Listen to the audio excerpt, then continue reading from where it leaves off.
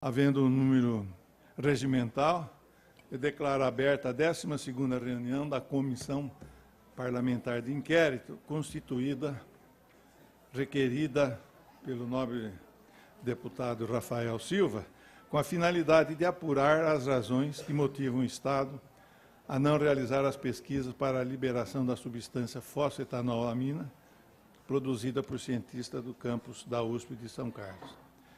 Eu registro a presença dos deputados Ed Thomas, Gileno Gomes, Wellington Moura, Ricardo Madalena e este deputado.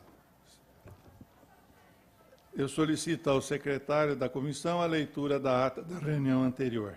Pela ordem, senhor presidente. Pela ordem, deputado. É só para solicitar a dispensa da leitura da ata e de conhecimento dos deputados. É regimental, estando todos de acordo, está dispensada a leitura da presente ata, considerada, então, como aprovada. Eu pediria ao nobre deputado relator, o Ricardo Madalena, que, se possível, sentasse aqui do meu lado. Ou então, eu quero te entregar aqui o material encaminhado pelo ICESP, que foi a resposta da nossa solicitação. Legal. Todo o material para seu conhecimento e análise. Ok, obrigado. Obrigado. Pela grossura, é uns 2 meses de estudo aí do material. Então, o senhor faz favor de passar o fim de semana e as noites que tem passado estudando o assunto. Com certeza, senhor presidente. Não tem um fim de semana que eu não estudo esse assunto. Pela ordem do dia, objeto a deliberação de requerimentos apresentados. Cadê os requerimentos apresentados? O requerimento número 1, eu peço vista. O requerimento número 2, do deputado Ricardo Madalena. Pela ordem, senhor presidente. Pela ordem.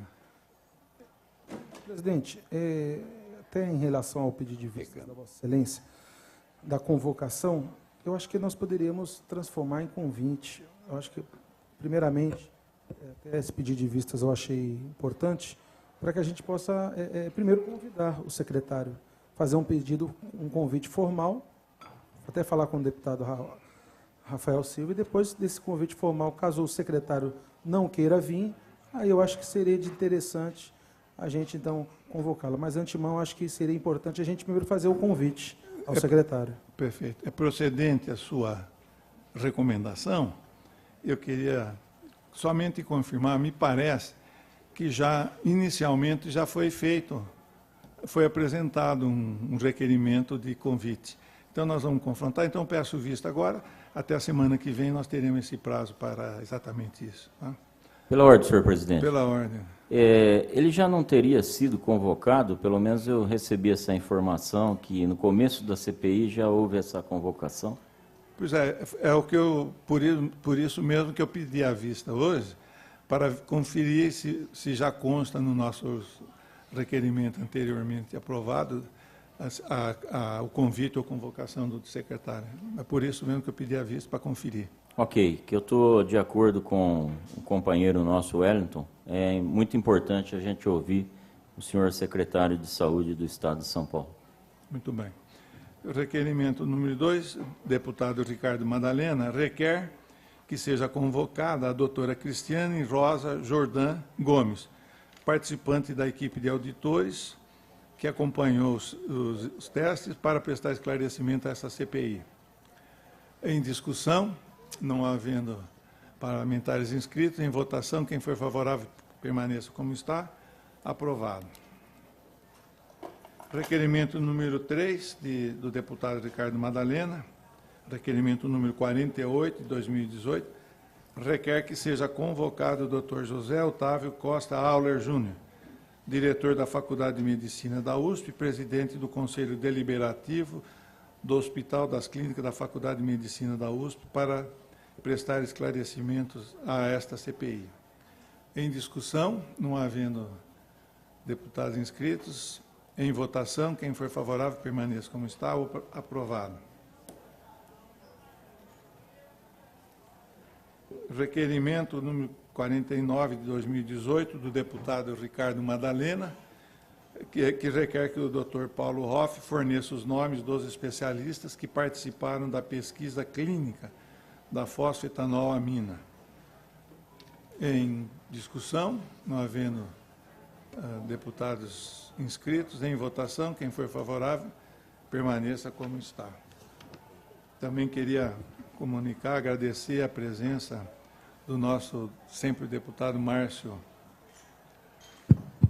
Camargo, que vem completar a equipe aqui desta. Agora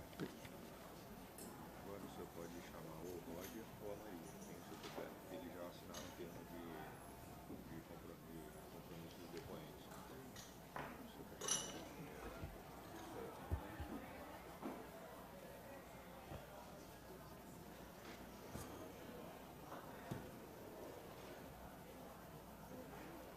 Eu acho que nós convidaríamos a doutora Maria Aparecida Azevedo Coic Folgueira para que viesse, então, prestar seu depoimento a esta comissão. Doutora, está aqui, doutora?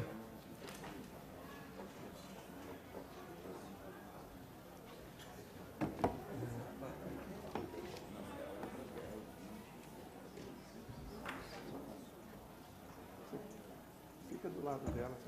Senhor presidente, pela ordem, senhor presidente.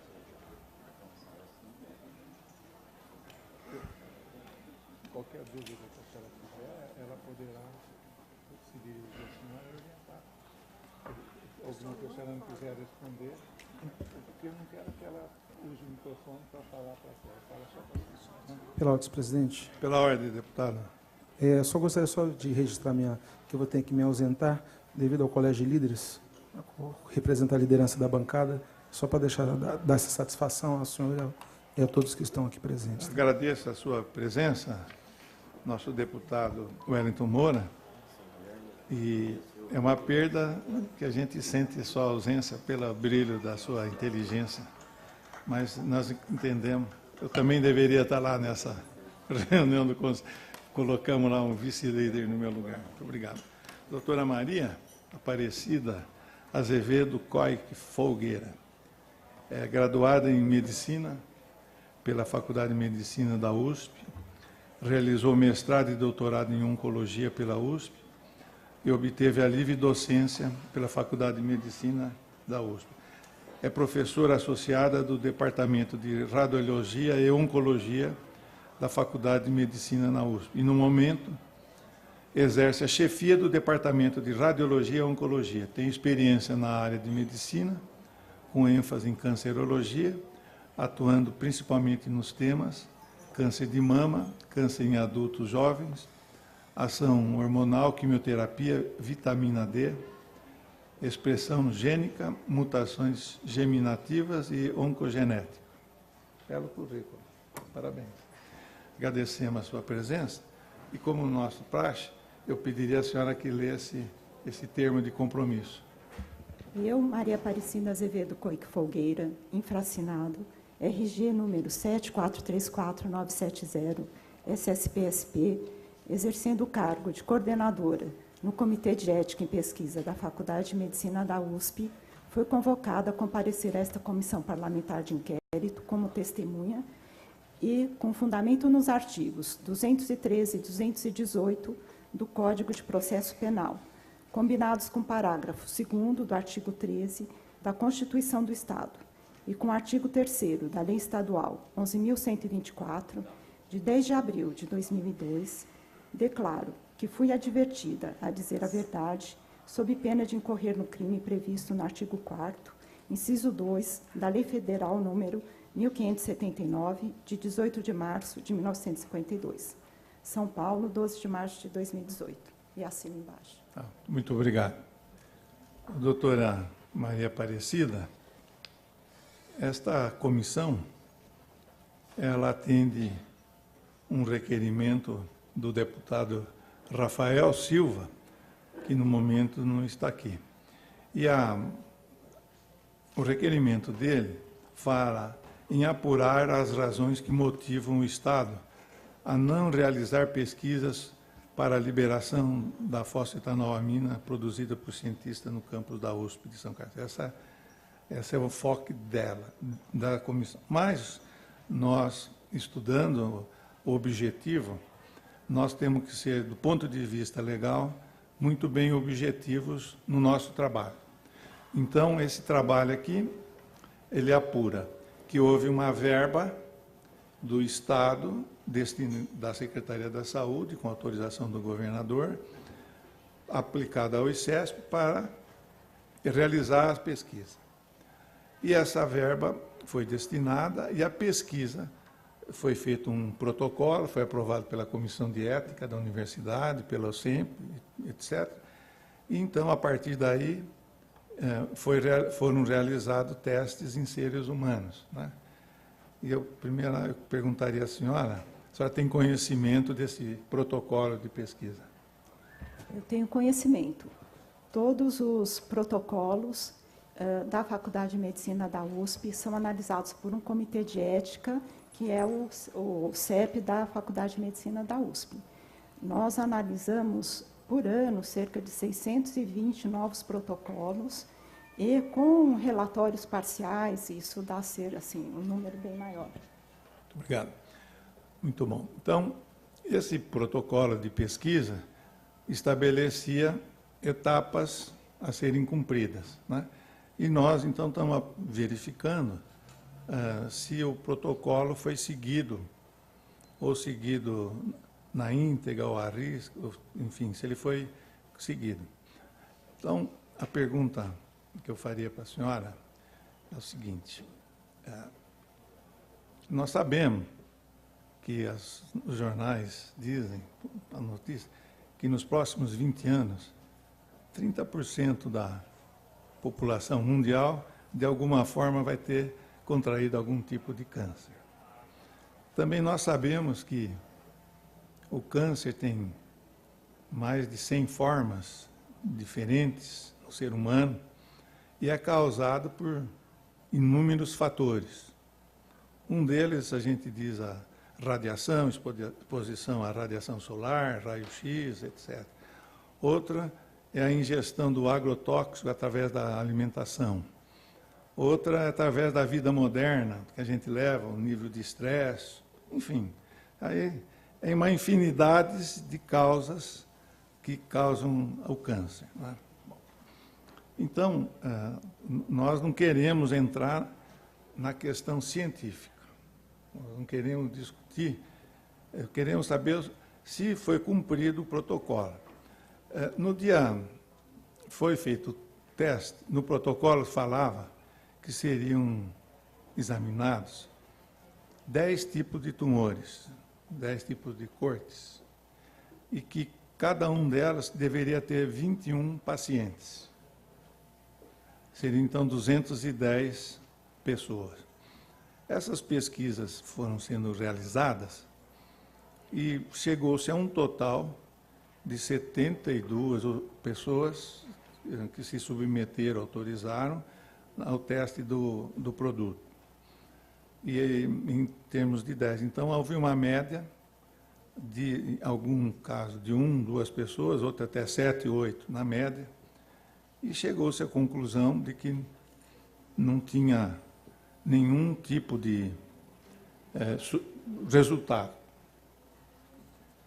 E nós tivemos aqui a presença, por exemplo, do Dr. Sérgio Simon, presidente da Sociedade Brasileira de Oncologia, e discutindo sobre pesquisa clínica, tudo isso, ele falou que resultados de pesquisa deveriam ter uma amostra, no mínimo, de 14 pessoas, e que a amostra de 6 a 7 pessoas seria uma amostra desprezíveis. A senhora concorda com isso? Vossa Excelência, é o seguinte, essa pesquisa ela é analisada no Comitê de Ética quanto aos seus aspectos éticos, e quanto a isso eu posso dizer que não tem problemas. O desenho dela é uma pesquisa bem fundamentada e, então, quanto a isso, eu não vejo problemas. Agora, o protocolo, ele foi idealizado e a pesquisa foi feita e chegou-se a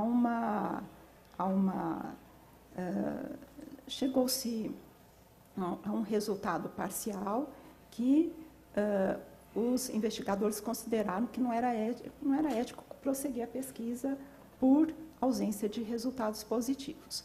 E foi essa a explicação dada. Então, quanto a isso, eu vejo como algo ético a ser feito. Agora, o protocolo, esse protocolo, ele é do pesquisador, da instituição, o CEP analisa, e o CEP, ele não tem ele tem todas as informações, mas quem tem que responder essas coisas é o investigador, né? Porque o protocolo é do investigador. Pela ordem, senhor presidente. Pela ordem, deputado Ricardo Madalena. Só complementando a sua pergunta, eu acredito que a doutora Maria Folgueira, ela não foi objetiva. Eu gostaria de saber que nós tivemos 2 profissionais renomados aqui, Dr. Buzaide e Dr. Sérgio Simon, no qual eles disseram que abaixo de 14 pacientes, nós não temos confiabilidades nos testes. E pelo currículo da senhora e pelo cargo que a senhora detém, gostaria de saber se a senhora concorda com esses 2 profissionais ou não.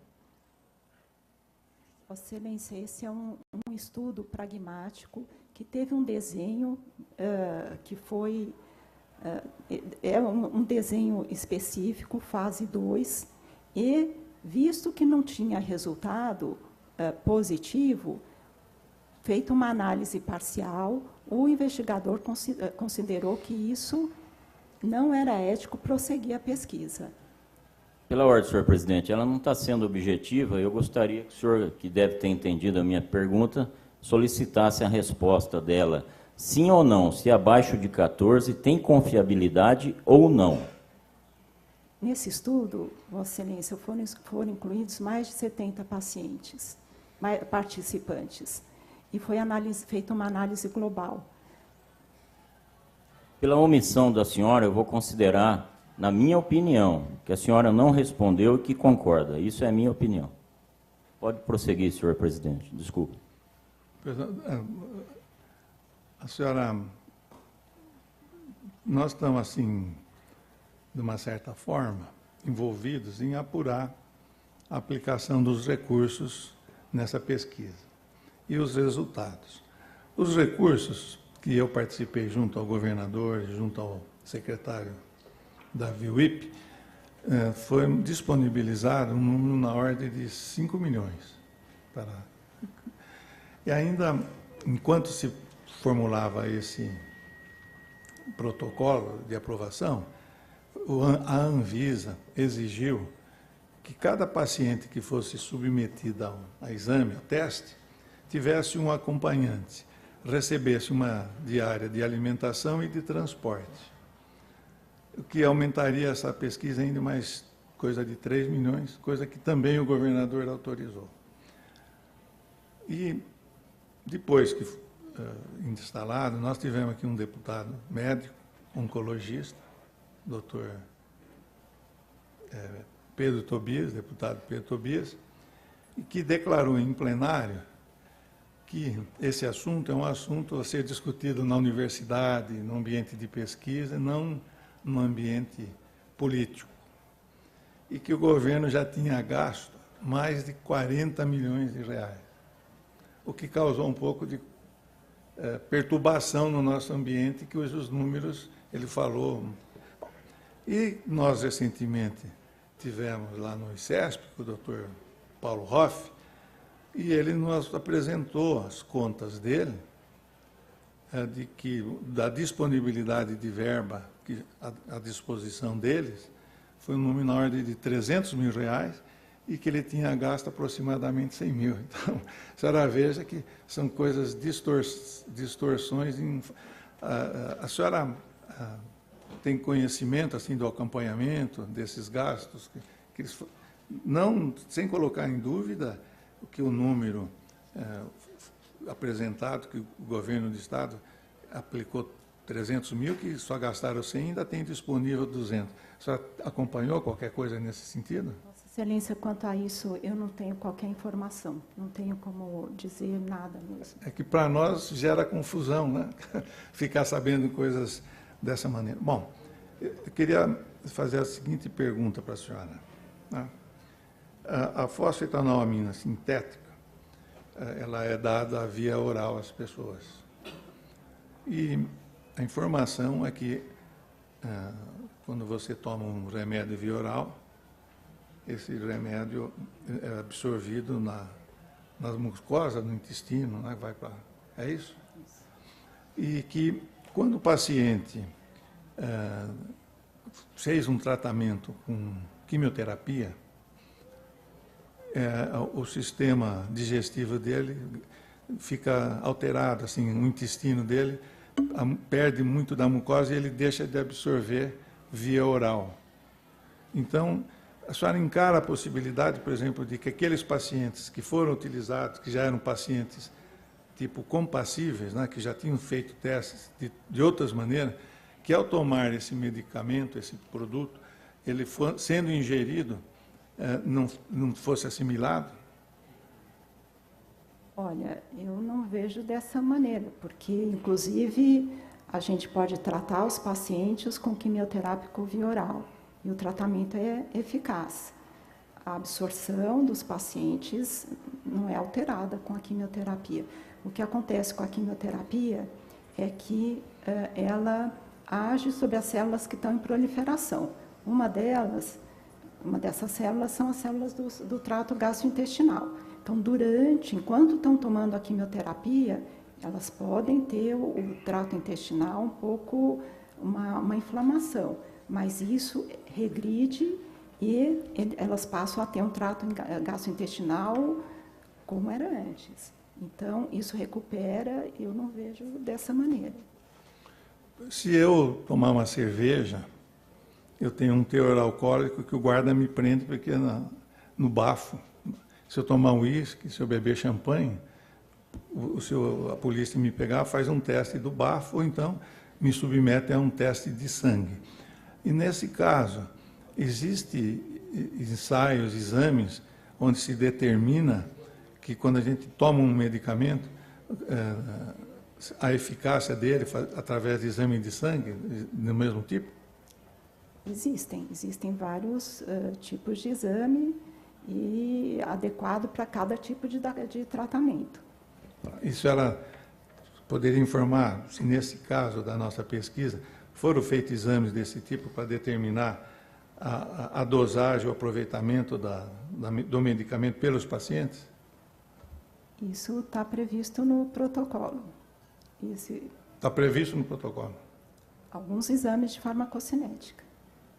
E a senhora poderia informar se nesse nosso caso aqui, nessa pesquisa, foram feitos alguns exames de farmacocinética? Eu não tenho informação. Tá bom, muito obrigado. Eu passo a palavra, então, aos deputados da comissão. Muito obrigado, doutora. Pela ordem, senhor presidente. Pela ordem, deputado. Vou proferir algumas perguntas à doutora Maria. Com toda a sua experiência, a senhora não acha que o protocolo de estudo apresentado pelo ICESP ao CEP, que a senhora é a coordenadora, e posteriormente ao CONEP, deixou a desejar, negligenciou?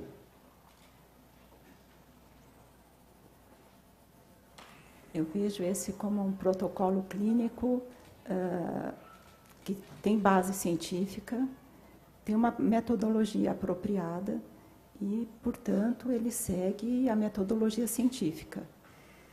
A senhora tem conhecimento desse protocolo de estudo, né? A senhora que aprovou no CEP está de acordo com o que foi apresentado. Ele não deixou a desejar e nem negligenciou, na sua opinião? É um projeto que, sob os aspectos éticos, não preenche todos os aspectos éticos e o colegiado, que eu sentou à frente considerou um protocolo ético que poderia ser iniciado no ICESP. Mesmo com a falta de farmacocinética, por se tratar de vidas humanas e recurso público?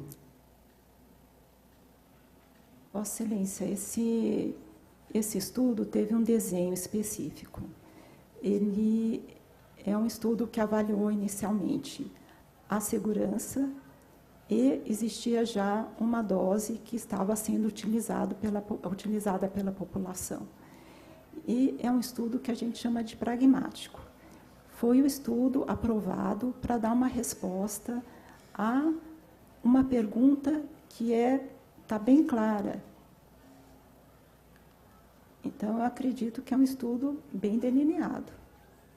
A senhora acha correto fazer achismo por se tratar de vidas humanas e não proceder com a farmacocinética? Que a senhora aprovou o CEP. Através do CEP, a senhora aprovou o estudo, o protocolo de estudo. Então, esse estudo é um estudo de fase 2 e previa-se uma parte de farmacocinética. Esse é um estudo que teve foi discutido com toda uma gama de pessoas e foi aprovado por ser um estudo ético e a segurança dos participantes está garantida. O protocolo foi cumprido à risca? A senhora tem conhecimento das pesquisas? Eu tenho, Acompanhou o andamento? não tenho um acompanhamento direto. Eu acompanho, no CEP, nós acompanhamos por meio de relatórios, então acompanhamento indireto. E por tudo que o CEP recebeu, é um estudo ético que foi feito como delineado. Então, se negligenciou no decorrer dos testes, a senhora não tem conhecimento? É o que eu digo para o senhor. Nós temos um conhecimento através de relatórios parciais, eventos adversos, tudo isso é comunicado ao CEP. E nós analisamos isso. Isso em todos os protocolos que o CEP analisa. A senhora tem conhecimento do memorando do ICESP para Vossa Senhoria 0221 de 2017? Se recorda desse memorando? Se o senhor, se Vossa Excelência pudesse mais... Eu não... A senhora não recorda? Não, me recordo, Eu vou passar uma cópia, senhor presidente, e eu tenho outra aqui para ir questionando, tá bom? Só vou pegar um papelzinho para mim. Bom.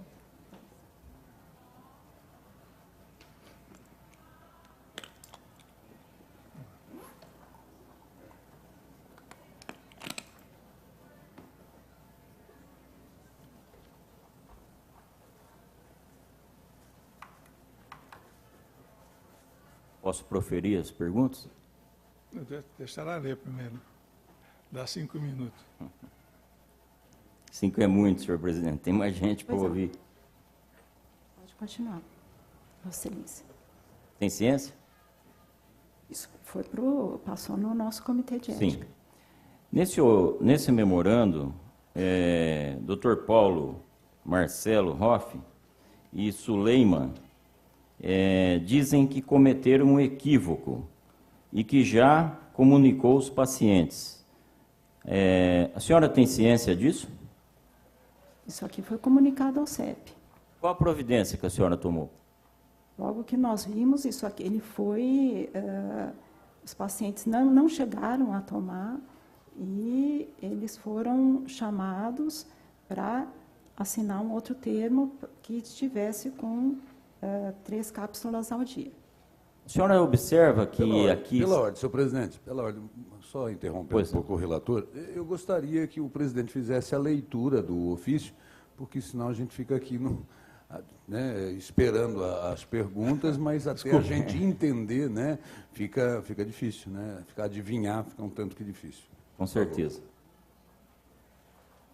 É um memorando do dia 13 de março do ano de 2017, endereçado à doutora Maria Aparecida, do Comitê de Ética, e onde o doutor Paulo Hoff e a Suleima coordenadora de estudos de assuntos regulatórios, notificam de que, na forma da versão da pesquisa, consta a informação que a ingestão das cápsulas se dará através de 3 cápsulas, 3 vezes ao dia. Isso no dia 13 de março de 17.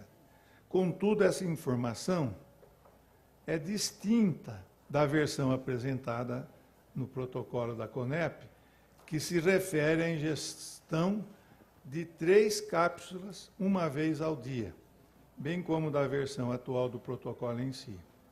Sendo assim, solicitamos autorização para que a versão seja corrigida e implementada de imediato aos pacientes do estudo que já foram avisados deste equívoco. Assinado pelo Dr. Paulo Hoff e pela Suleima. Obrigado, presidente. E a contradição é exatamente o seguinte: no projeto de pesquisa aprovado, fala-se em 3 pílulas ao dia. E aqui, no dia 17 de março, já decorrido o ano de 2016 e 2 meses de 17, a consulta aqui de 3 pílulas 3 vezes ao dia.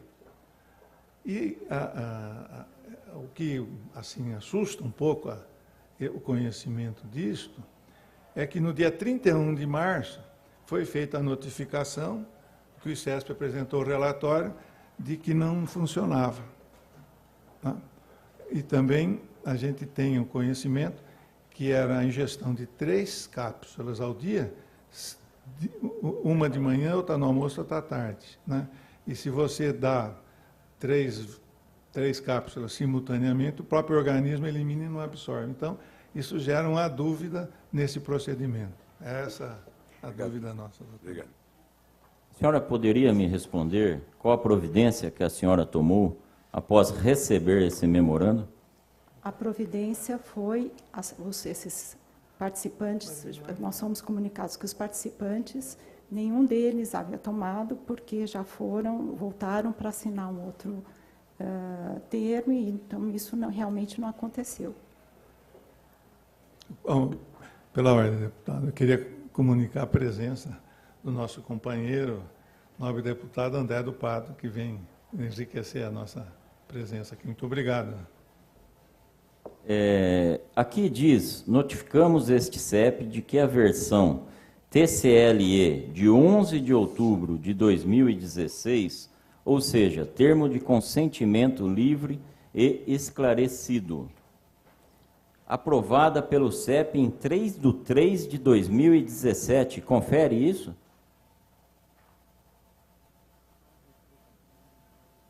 A senhora aprovou e em seguida a pesquisa acabou.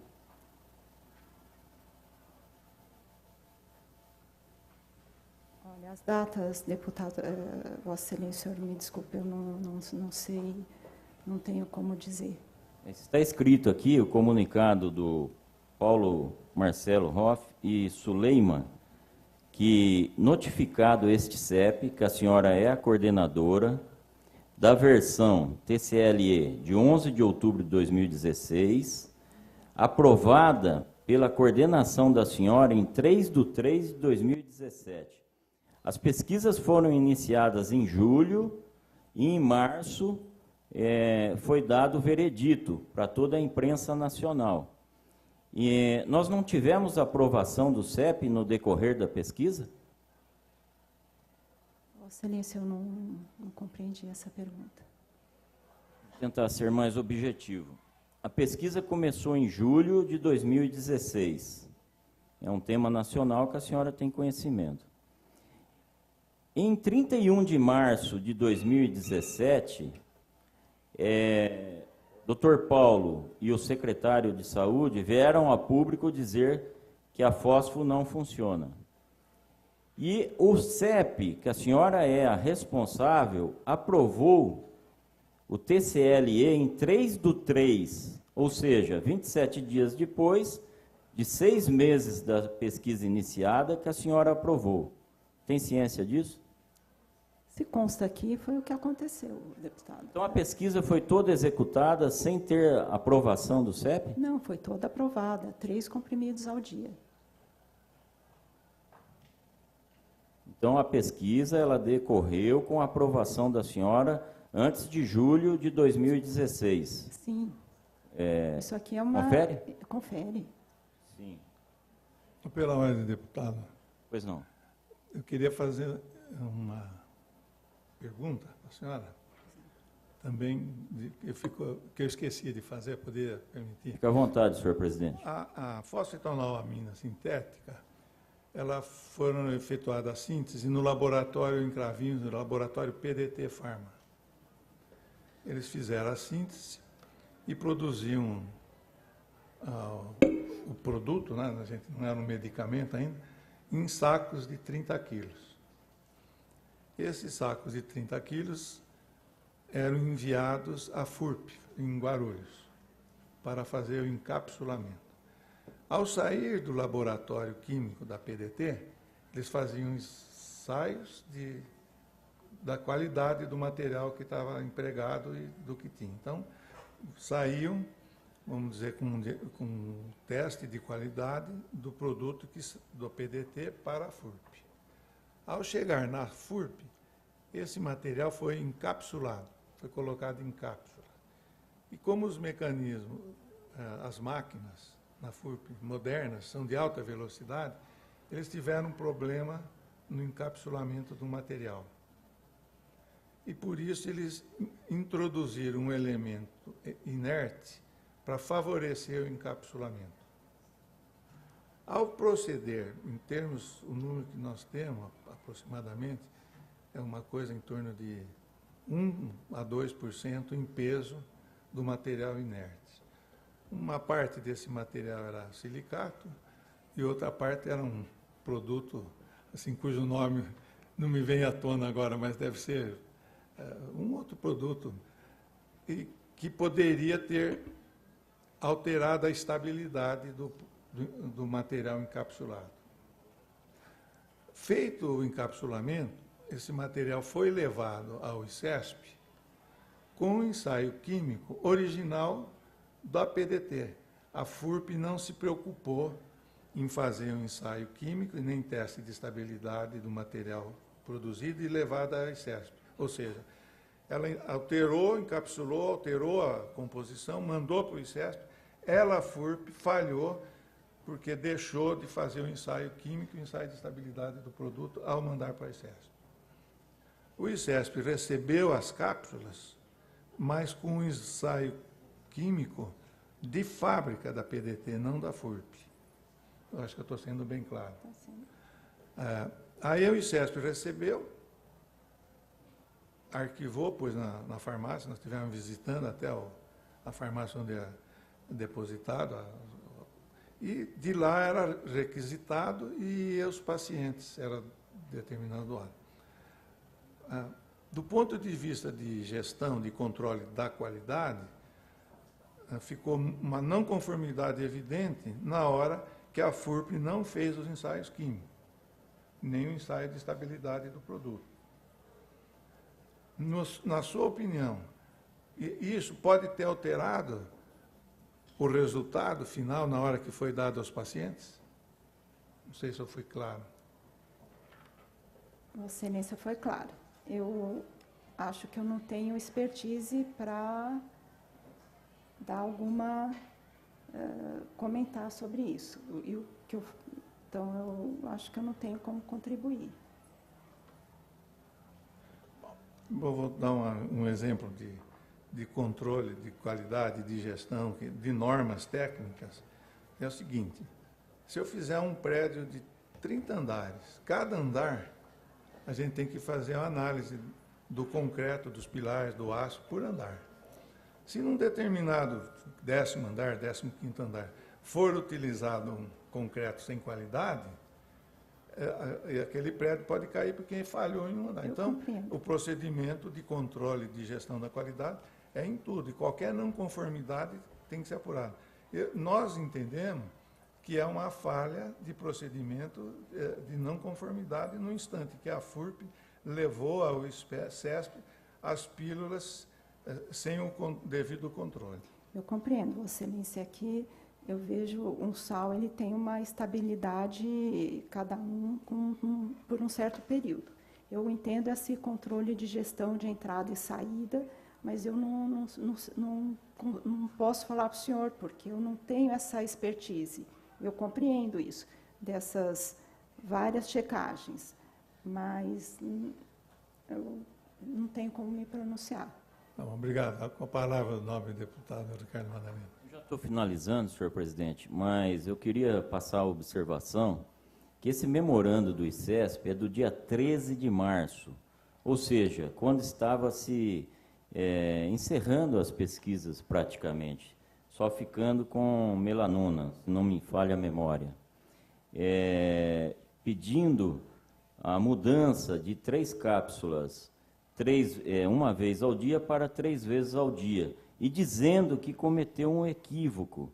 Como que comete equívoco com vidas humanas? É simples assim? Cometer equívoco? É lamentável, a verdade é essa. Nós estamos aqui apurando o recurso público e se cumprir o protocolo, que na minha opinião não cumpriu. Não estamos aqui para dizer se a fósforo funciona ou não. Isso quem vai dizer são os testes com confiabilidade, com honestidade e com segurança. É isso que vai acontecer aqui. Agora, um memorando que já estava pronto para vir falar em público que a fósforo não funciona, eu acho que é mais para se defender de algo futuro que possa acontecer. Só isso. Muito obrigado, senhor presidente. Obrigado. Mais algum deputado quer fazer uso da palavra? Uma pergunta?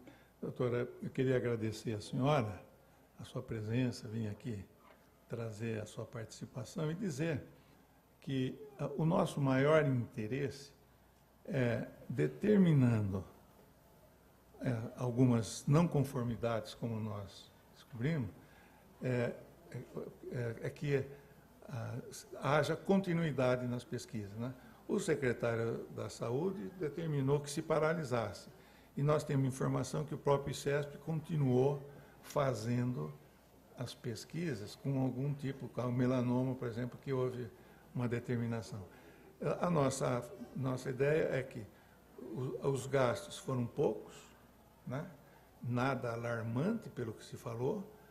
Há algumas falhas em procedimentos em termos de não conformidades, e o interesse nosso é que a gente leve o retorno. Inclusive, existe uma carta do Dr. Paulo Hoff pedindo uma reformulação no protocolo, em face das observações, e que se desse continuidade.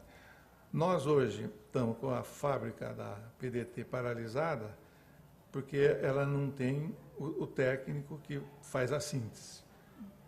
Ao mesmo tempo, o que eles têm arquivado lá já venceu o prazo de validade. Ou seja, mesmo o ICESP, nós constatamos que existe arquivo, né, na farmácia, existe guardado, armazenado, já produtos que venceram agora em fevereiro. Então, não pode mais ser aplicado. Então, para dar continuidade, precisa-se autorizar a fábrica, dar continuidade, fazer, e o próprio ICESP refazer esse protocolo, como já foi proposto pelo Dr. Paulo Hoff, para que a gente tenha a continuidade nas pesquisas. Nós sabemos da dificuldade de tudo, mas o nosso espírito é que os planos de saúde hoje estão cada vez mais cobrando mais caro pela evolução da medicina. O sistema SUS não comporta hoje com todo o encargo que ele tem. A medicina evolui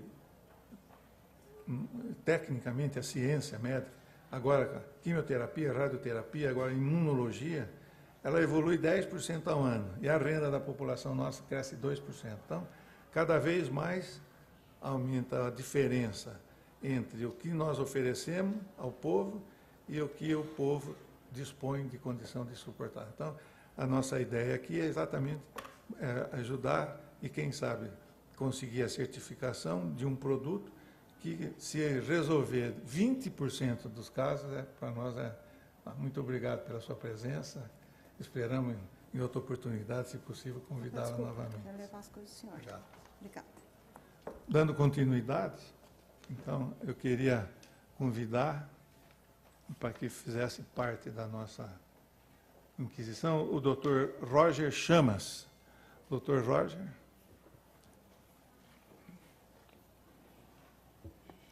Esse fica para nós. Obrigado.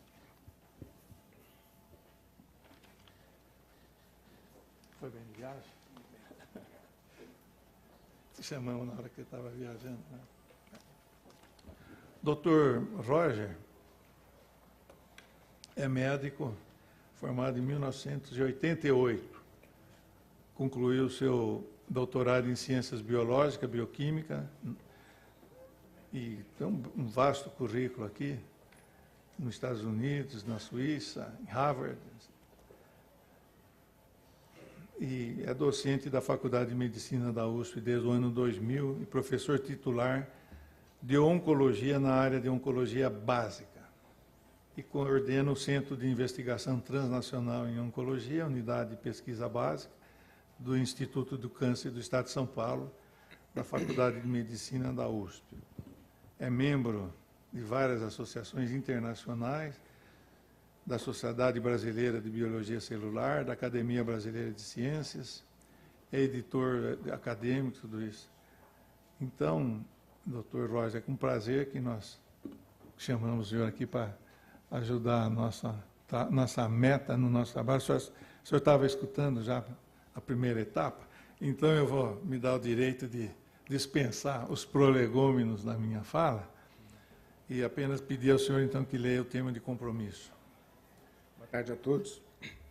Eu, Roger Chamas, infraassinado, RG número 16.153.496, exercendo o cargo de presidente do Conselho Diretor no Instituto do Câncer do Estado de São Paulo, fui convocado a comparecer a esta comissão parlamentar de inquérito como testemunha e com fundamento nos artigos 213 e 218 do Código de Processo Penal, combinados com o parágrafo 2º do artigo 13 da Constituição do Estado e com o artigo 3º da Lei Estadual 11.124, de 10 de abril de 2002, declaro de que fui advertido a dizer a verdade sob a pena de incorrer no crime previsto no artigo 4º, inciso 2º, da Lei Federal nº 1579, de 18 de março de 1952.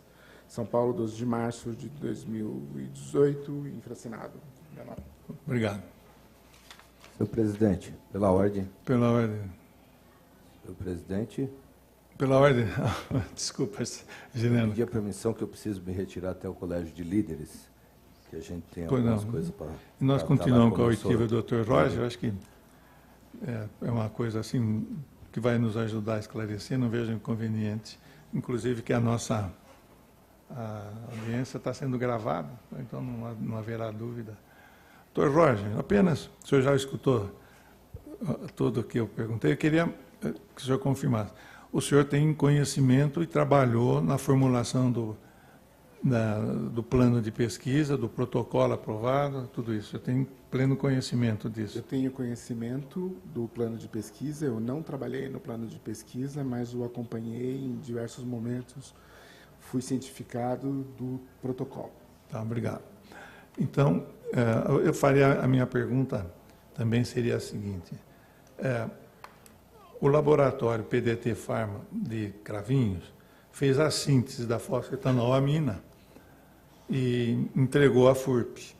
Ao fazer a síntese, que é um processo químico, né, ela fez análise química do produto que entregou. Então, o produto que eles produziram foi levado, ensacado em sacos de 30 quilos para a FURP fazer as cápsulas.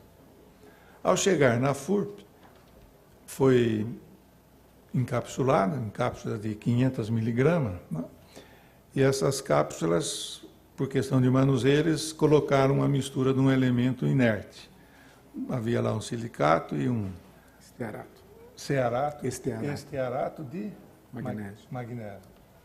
Estearato de magnésio. Vou escrever aqui, não lembro mesmo, mas é muito bonito o nome. Estearato, e consta, pelo menos, de que, às vezes, o estearato de magnésio, ele quebra o equilíbrio do material encapsulado e altera um pouco a sua qualidade. Muito bom. A FURP, ao entregar ao ICESP já o material encapsulado e já com o elemento inerte, não fez teste nem de estabilidade nem químico. Entregou já cápsulas e, junto dessas cápsulas, acompanhou o exame químico fornecido pela PDT lá. Então, nós julgamos isso uma não conformidade que pode ter alterado os resultados da pesquisa, porque aí o ICESP, recebendo isso, armazenou na farmácia, e à medida que era requisitado para os pacientes, foi sendo fornecido.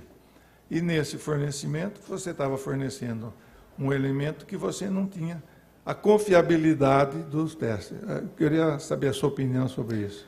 Então, essa é uma conjectura plausível, é possível isso acontecer, mas é muito pouco provável pela natureza, como o senhor mesmo disse, senhor presidente, da inércia do recipiente. Então, os pesquisadores, eles trabalham com possibilidades. É possível? Se a sua pergunta é possível, minha resposta objetiva é possível. É provável? Eu acho que não é provável. O que nós costumamos fazer quando desenvolvemos pesquisas colaborativas, senhor presidente, é ter todas as partes envolvidas na colaboração seguindo muito de perto cada um dos passos da pesquisa. Cabe ao grupo que fez o desenvolvimento e que fez o desenvolvimento da fosfetanolamina fazer esse acompanhamento. Então, assim, eu entendo aonde o senhor quer chegar, eu entendo a possibilidade disso, o senhor está correto na sua conjectura, mas eu gostaria de deixar registrado aqui que o grupo que fez a síntese este o grupo que tem o conhecimento, deveria ter o conhecimento sobre a farmacotécnica e saber e aconselhar o grupo da FURP a respeito da adequação de usar este ou aquele recipiente, bem como desenvolver os testes de estabilidade. Então, assim, não foi feito um teste de checagem por conta de um segundo recipiente. É verdade, isso é verdade. Não foi feito. Isso coloca em risco? Honestamente, eu não acredito, mas veja, eu vou usar as palavras do deputado Madalena, esta é a minha opinião, esta não é embasada em fatos que devem ser apurados no desenvolvimento de pesquisa, e é por isso que a gente defende que pesquisas sejam desenvolvidas. Considerando a questão até financeira, que o Estado, na minha opinião, até investiu pouco. Foram R$600 mil que foram inicialmente destinados ao ICESP. Desses R$600 mil, como foram recrutados 72, 73 pacientes, o investimento que foi feito é da ordem de 90 e poucos mil reais. Esse foi um investimento via Secretaria do Estado da Saúde, como patrocinadora do estudo, foi depositado na nossa conta da Fundação Faculdade de Medicina e cerca de 16% dos recursos foram utilizados. O investigador principal, o meu colega Paulo Hoff, após a avaliação interina desse estudo, o que é praxe ser feita, para evitar maiores prejuízos à população, e inclusive maiores prejuízos financeiros, chegou à conclusão de que se deveria suspender a inclusão de novos pacientes no estudo. E é isso que foi feito. Suspendeu-se a inclusão de novos pacientes no estudo. Trataram-se 72, 73 pacientes. Os pacientes em tratamento continuam em tratamento, recebendo a dose, e parou-se a inclusão dos novos pacientes, justamente com o objetivo da máxima economicidade. Não vamos fazer malefício aos pacientes, não estamos gerando benefício aos pacientes e não vamos custar recursos aos cofres públicos. Senhor presidente, aproveitando um gancho, o doutor Chamas acabou de dizer não vamos fazer malefício. Se foi testada a toxicidade dela e não tinha mal nenhum que fizesse ao paciente, por que o senhor está dizendo malefícios aos pacientes? Existem os malefícios físicos, deputado Madalena, e existem também aqueles de ordem psicossomática, psicossocial, que envolvem a venda de uma falsa esperança. Então, a suspensão de um estudo que está fadado a não trazer benefícios pode gerar uma tensão psicológica para indivíduos que são extremamente vulneráveis, que são os pacientes com câncer, que são os pacientes que nós atendemos, e pode gerar uma condição que os leva a acreditar em algo que não será atingível.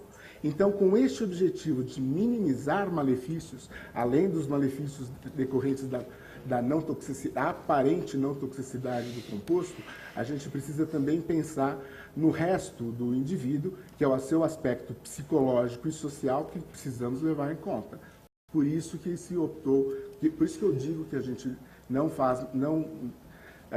pensa nos malefícios, não vai gerar benefícios, e no princípio da economicidade optou-se por suspender a inclusão de novos pacientes e não suspender o estudo. Suspensão da inclusão de novos pacientes, chegando-se à conclusão de que a posologia utilizada não era suficiente para atingir os objetivos. Então, em condições normais, revê-se o protocolo, faz-se uma emenda a esse protocolo e, eventualmente, pode-se dar prosseguimento a esse mesmo protocolo com grupos aonde a chance de sucesso é maior, não vai se causar malefícios aos pacientes. Está claro? Pela ordem.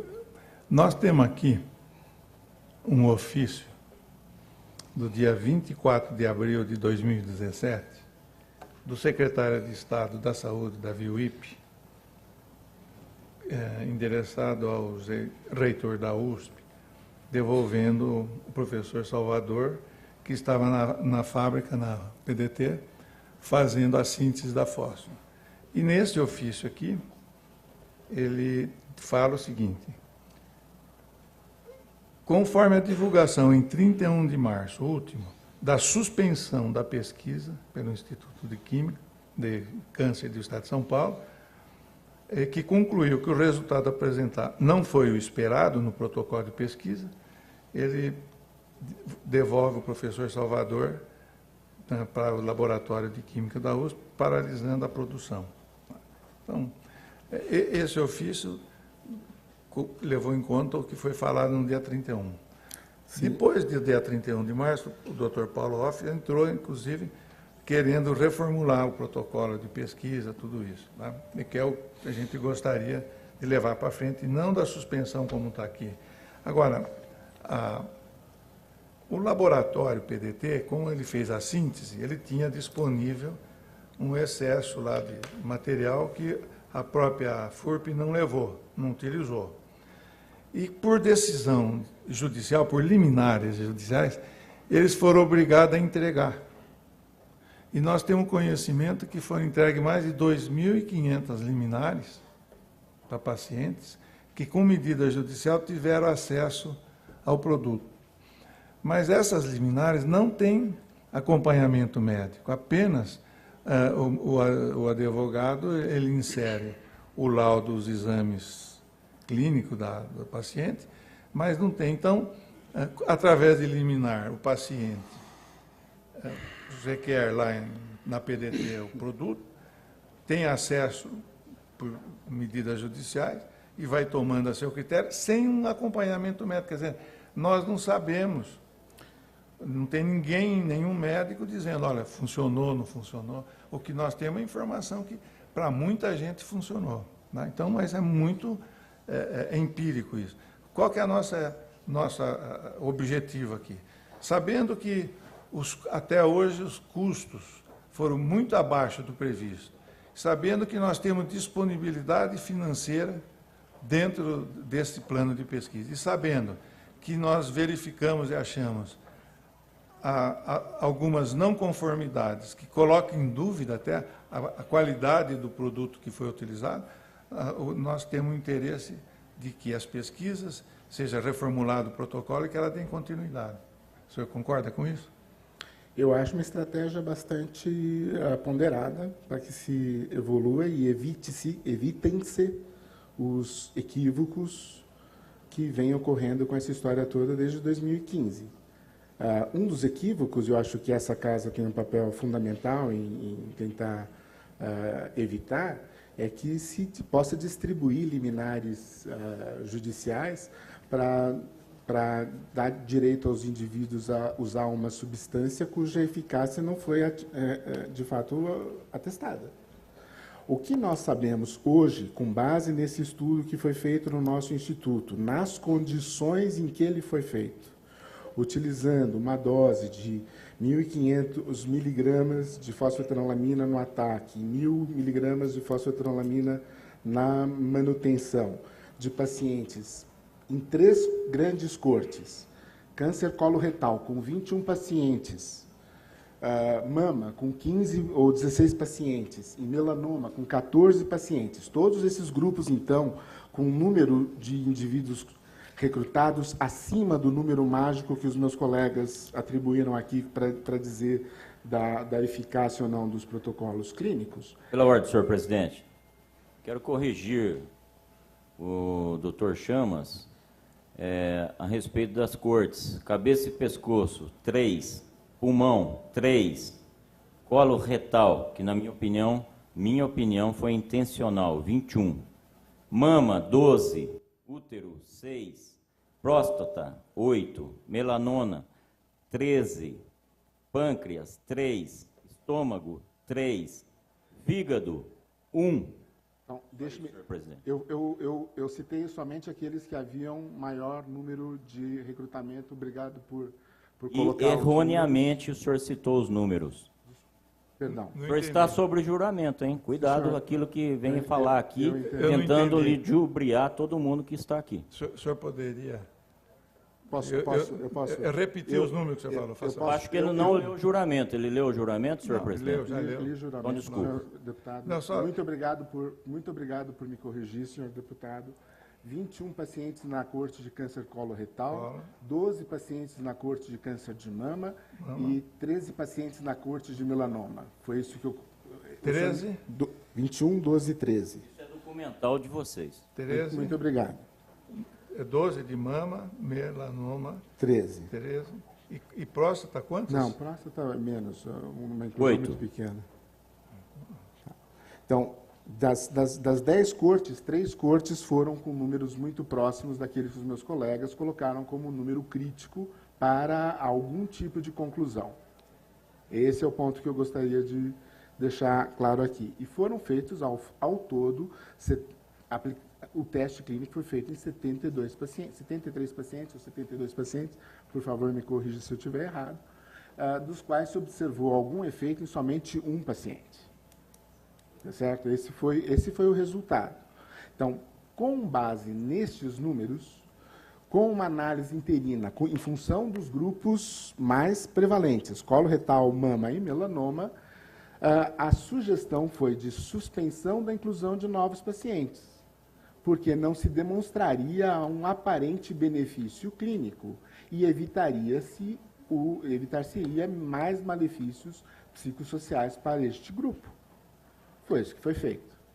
Agora, qual que é a conduta que deveria ser feita do ponto de vista de pesquisa clínica? Se é que há interesse em continuar a investir nesta linha. Primeiro, entender, de fato, aspectos da farmacocinética da droga que não estão claros até hoje. Não existe técnica para fazer a dosagem de fosfetanolamina em material de plasma congelado de maneira clara. Existe a asserção de que a fosfetanolamina não é uma droga ativa, é uma prodroga. Isso significa que ela vai ser modificada pelo organismo, fazendo algo que tenha algum efeito. O que é este algo que tem efeito? O que nós temos que medir? A fosfetanolamina ou no que ela se converter? Nós não sabemos disso ainda. Então, alguns colegas meus, mais conservadores, diriam que foi muito precoce fazer qualquer teste clínico, como os nossos colegas da USP São Carlos vêm fazendo. E o que o nosso instituto quis fazer foi, de uma abordagem pragmática, tentar avaliar o que foi feito por São Carlos da mesma maneira que foi feito por São Carlos, de acordo com as informações obtidas e pactuadas com o inventor da droga, e isso que foi feito. Negativo. Durante 20 anos, o que o professor Gilberto recomendou era 3 vezes ao dia, café da manhã, almoço e janta.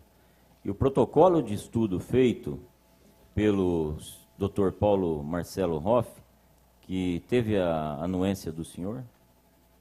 O protocolo não protocolo tem de estudo. Os protocolos de estudo... O senhor participou do protocolo de estudo? Não participei do protocolo de estudo. O protocolo de estudo tem a aprovação do sistema do CEP, que é a nossa comissão de ética, CEP-CONEP. E pela CONEP, que fica em Brasília. Então, ele foi aprovado em 2 instâncias por indivíduos não envolvidos com o estudo. Ok. Durante 20 anos foi dado para a população café da manhã, almoço e janta. E o protocolo de estudo fez com que apresentasse 3 cápsulas tomadas ao mesmo tempo, uma vez só ao dia. Completamente diferente daquilo que é o usual durante 20 anos. Deputado, então, você já vê que foi segundo as intenções. Não, desculpa. Sem hipótese nenhuma. O senhor não pode chegar a esta conclusão de segundo as intenções. Essa é a minha opinião. Mas eu entendi que nós não deveríamos opinar. O senhor aqui não está opinando hoje? O senhor falou um monte de vezes, acho. Tá bem. O senhor cientista Então, falar acho? Então, podemos falar acho, então? Eu não estou falando, o senhor que está falando acho toda hora aqui. Eu posso falar acho? Como o senhor pode falar acho? Então, aí vai da sua consciência e a sua ética profissional. Ótimo, perfeito. Então, eu vou lhe dar a minha opinião e, por favor, eu vou ouvir a sua opinião e respeitar a sua opinião. Vou insistir num ponto. O professor Querite, nosso colega da USP de São Carlos, sempre teve portas abertas na USP e na nossa instituição, que é uma instituição mais nova. Ele visitou-nos várias vezes. Ele esteve conosco, com os meus colegas, desenvolvendo o protocolo. Ele esteve conosco desenvolvendo o protocolo. Ele não confirma isso. Esteve aqui e falou que não participou. Ele estava sob juramento? Juramento? Não, ele foi convidado. Bom, de qualquer maneira, o senhor recebeu aí a troca de e-mails aonde ele... Existe a ata? Existem documentos, não a ata. Veja, o praxis da ciência é um pouco menos formal do qual o senhor está acostumado. Nós fazemos pesquisa com base em confiança mútua entre partes envolvidas. E nós confiamos, como o professor Querite confiou na qualidade de muitos dos nossos colaboradores, na organização desse ensaio clínico. E todas as coisas iam muito bem até que o resultado foi negativo. Aonde que vem a má-fé? Resultado negativo de apenas uma corte preenchida. E o pior, que é o colo retal. Senhor, Vossa Excelência está certo. E aí, a opinião do investigador principal, que nós precisamos respeitar, foi com este protocolo, devemos interromper, devemos suspender a inclusão. Isso não significa que se coloca uma pá de cal na abordagem.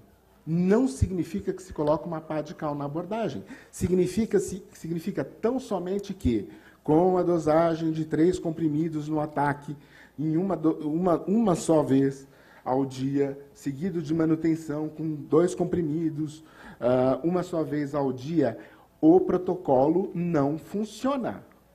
E nós não vamos enganar mais os pacientes com um protocolo que não funciona.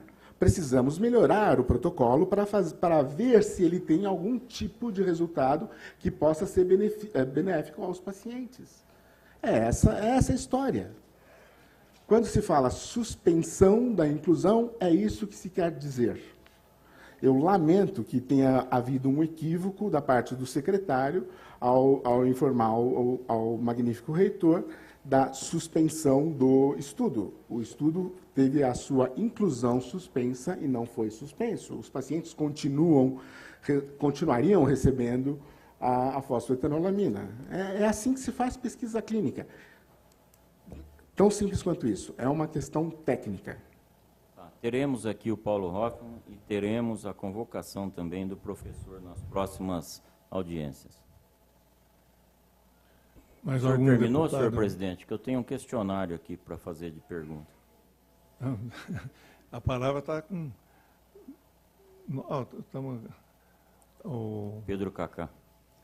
Contando aqui com a colaboração e a participação do nobre deputado Pedro Cacá. Pedro Cacá, você quer fazer alguma inquisição ao nosso... Não, eu...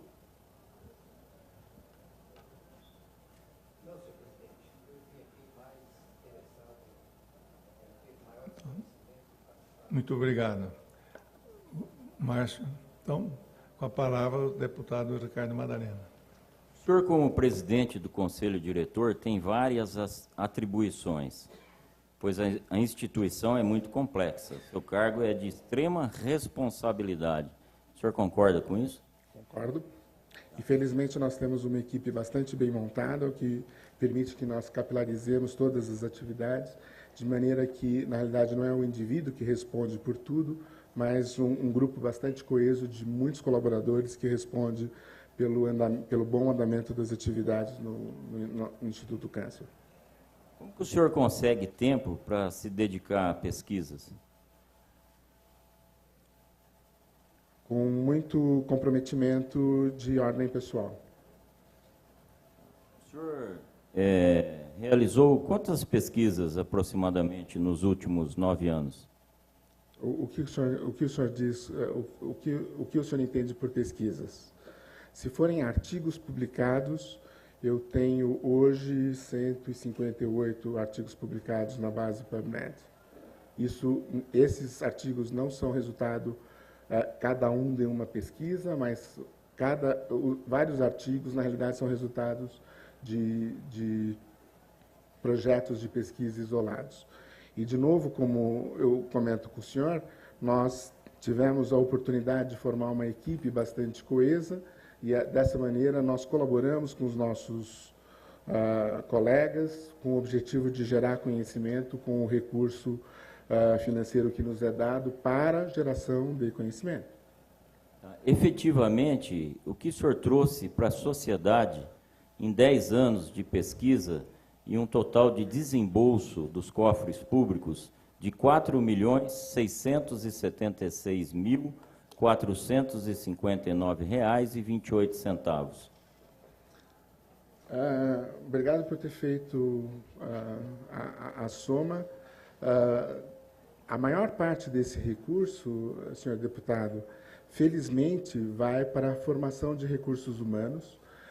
Então, a principal contribuição que nós cientistas temos hoje em dia com a nossa comunidade é a formação de recursos altamente qualificados, que são ou alunos de graduação que fizeram iniciação científica nos nossos grupos, alunos de mestrado que fizeram seu mestrado conosco, alunos de doutorado e pós-doutores, muitos dos quais hoje estão em diferentes universidades do país e fora do país, fazendo pesquisa e ensinando as pessoas. Então, a principal contribuição social que eu dei nos últimos 10 anos com esse montante de recursos, uma parte dele significativa, foi para a formação de recursos, e esses recursos estão espero, sendo utilizados para a formação e melhoria da qualidade de ensino na área de ciências fundamentais da saúde e medicina. Do ponto de vista de descobertas que tenham sido feitas e que, eventualmente, sejam benéficas para a sociedade, Vossa Excelência, eu vou me guardar o direito de esperar fazer esse censo quando eu tiver 75 anos e estiver me aposentando, para aí poder voltar os olhos para aquelas, de fato, descobertas que eu tenha feito e que sejam úteis para a sociedade. Mas eu vou continuar trabalhando pelos próximos 23 anos, até eu completar 75 anos, para fazer isso da melhor forma possível. Eu não entendi. O senhor vai se aposentar com 65 ou 75. 75? 75. Mas a universidade aumentou o teto? Aumentou o teto, sim. Essa é a minha idade de aposentadoria. Daqui quantos anos? 23 anos. Bem, parabéns. O senhor tem ciência que na pesquisa não poderia, após o questionamento dos auditores, para dar o lanche e deslocamento aos pacientes, que isso ia onerar e não poderia ser dado? Existe isso? Não, eu desconheço isso. O senhor desconhece? Desconheço isso. Na realidade, é uma sugestão do CONEP que se faça isso. Qual a sua real função na pesquisa? Nenhuma.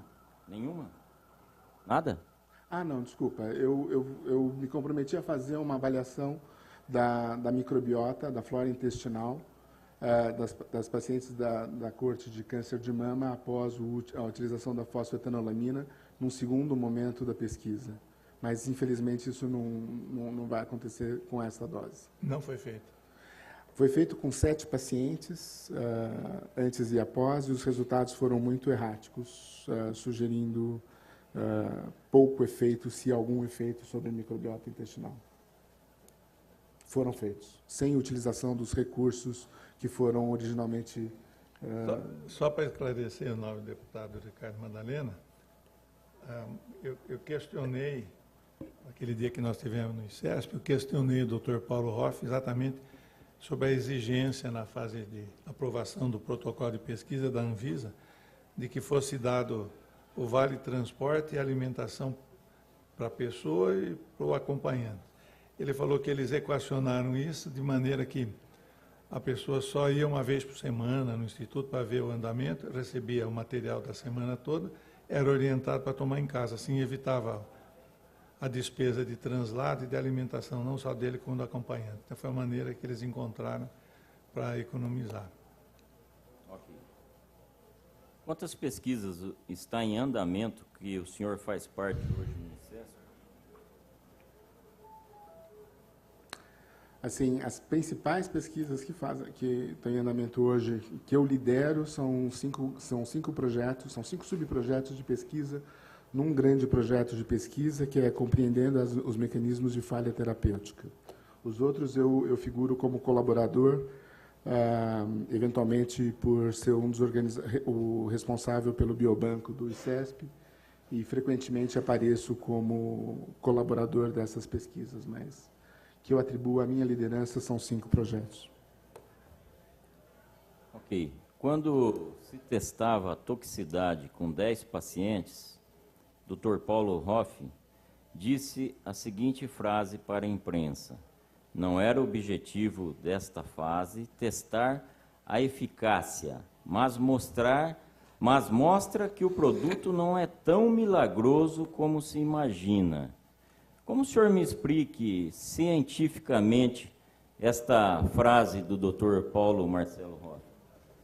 Veja, assim, eu sugeriria que o senhor perguntasse ao professor Paulo Hoff para poder explicar. O que eu posso fazer é uma leitura dessa frase e tentar explicá-la de acordo com a minha visão. É isso que o senhor quer?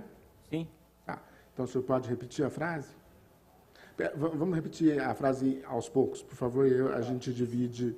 Ok. Não era o objetivo desta fase testar a eficácia. Sim, pois não. Posso explicar? Pode. Como a primeira fase vai estar voltada ao teste de toxicidade. No teste a ideia da toxicidade é ver se a dose é segura, se existe alguma coisa que impede o uso. Por causar uma grande toxicidade, hepatotoxicidade, por exemplo. Então, no início, com os 10 pacientes só, na primeiríssima fase, com os 10 pacientes, e veja, e este é um estudo pragmático, já existe informação de que essa dose talvez fosse mesmo segura. O objetivo não era ver eficácia.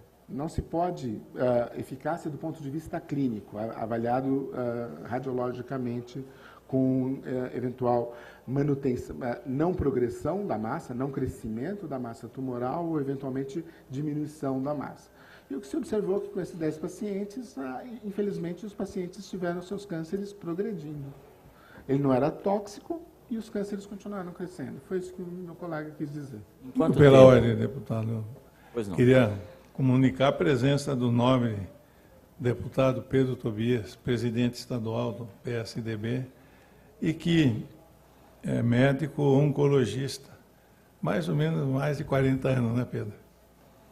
Fazendo cirurgia na área, lá em Bauru, etc. Pois não. Seja bem-vindo, Pedro Tobias, um baluarde na região de Bauru, que muito tem feito pela região. Dando continuidade, mas mostra que o produto não é tão milagroso quanto se imagina. Isso. A ideia, como não houve nenhum resultado em 10, significa que a eficácia ia ser muito pequena, só isso. O senhor acredita que os dados apresentados no relatório de segunda fase possibilite tirar conclusões científicas sobre o benefício ou não da fosfoetalonamina? Sim, acredito. Poderia passar o vídeo aí para mim, fazendo um favor? Com este desenho, eu acredito.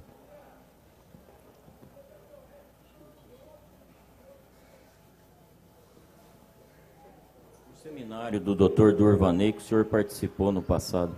Sim.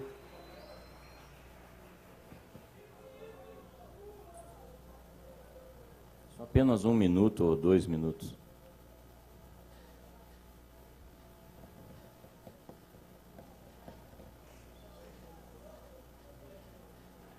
Assessora ele lá, Aline.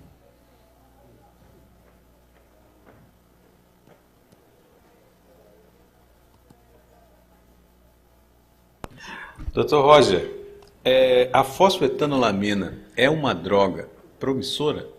Sim, sem dúvida. Os resultados que o grupo do Butantan tem mostrado, o Durvaney Augusto Maria nos mostrou ainda agora há pouco, mostram que em condições de laboratório, então quando nós estudamos esse derivado da fosfoetanolamina, em células tumorais, existe uma parte dessas células que morre. Por que ela morre? Provavelmente porque o derivado da fosfoetanolamina acaba perturbando as membranas biológicas. A fosfoetanolamina acaba participando da biossíntese de lipídios que decoram, estão presentes na membrana plasmática, estão presentes nas organelas, que são os compartimentos de dentro da célula. E os resultados que têm sido mostrados apontam para uma perturbação da fluidez da membrana, talvez, da forma como há transporte de moléculas de dentro para fora dessas organelas. Esse é um achado extremamente interessante que precisa ser mais bem investigado e que está mostrando que as células tumorais, aparentemente, são mais sensíveis. Então, mostra que deve existir um calcanhar de Aquiles na célula tumoral para que ela seja mais sensível a esse fosfolipídio. Veja, é um mecanismo, todas as nossas células têm membranas compostas por lipídios e os resultados têm mostrado que parece haver uma especificidade, eu vou colocar aqui entre aspas, porque isso ainda não foi demonstrado, para condições de tumores. Eu lhe pergunto, Dr. Roger, não seria precipitado com apenas uma corte completa, que as demais não teria confiabilidade, segundo vossos colegas que passaram por esta casa, de todos os pacientes, principalmente também em estado terminal, e uma corte complicada, que é o cólon retal, tirar decisões precipitadas e dizer que a fósforo não funciona? Honestamente, não, senhor deputado. Muito obrigado por ter trazido o vídeo. Eu percebo que meu tratamento de alergia está melhorando, pouco a pouco.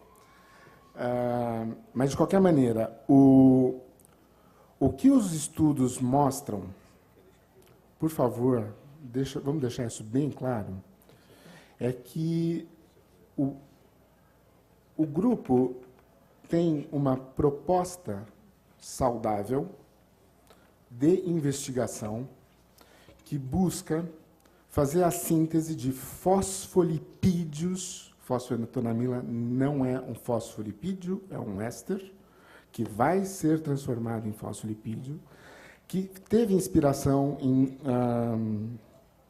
trabalhos que foram feitos na literatura, com a descoberta de drogas que bloqueiam a proliferação de leishmania, um composto chamado miltefosina, a partir do qual a fosfenontonamina recebe uma cauda lipídica e aí acaba tendo uma série de atividades. Isso foi feito in vitro. E depois o grupo, liderado pelo meu colega Durvani Augusto Maria, com quem eu tenho inclusive trabalhos publicados, mostrou que quando se dá o composto via intraperitoneal, quer dizer, diretamente na barriga dos animais de experimentação, também se notava algum tipo de efeito.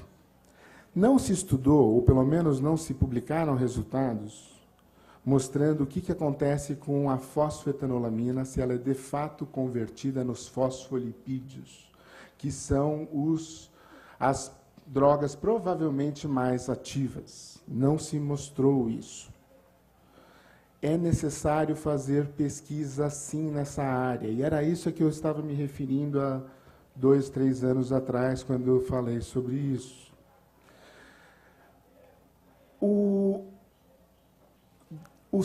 Houve um salto na metodologia científica e decidiu-se dar a fosfetanolamina por boca, sem nenhuma evidência da conversão da fosfetanolamina em qualquer coisa que pudesse, de fato, tratar tumores.